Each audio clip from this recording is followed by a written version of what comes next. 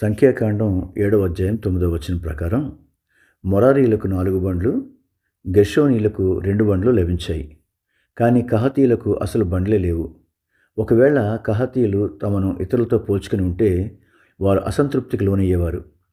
మన జీవితాల్లో ఇతరులకున్న సౌకర్యాలను చూసి మనం కృంగిపోకూడదని ఇది హెచ్చరిస్తోంది. మొరారీయులు గుడారపు భారీ స్తంభాలను, దిమ్మలను మోయాలి కాబట్టి వారికి ఎక్కువ బండ్లు అవసరమయ్యాయి. కహాతీయులు మోసేవి అతి పరిశుద్ధమైన మందస్సం వంటి ఉపకరణాలు.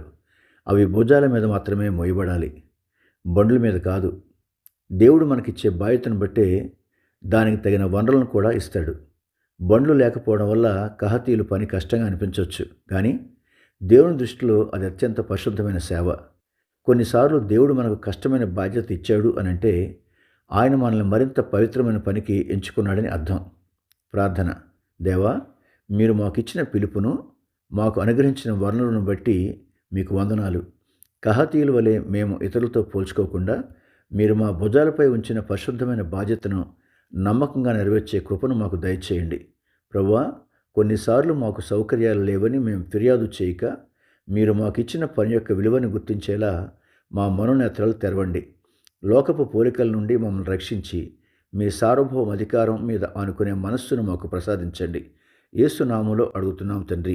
ఆమెన్. దేవుడు మిమ్మును మీ కుటుంబాలను నిండారా దీవించునుగాక. ఆమెన్.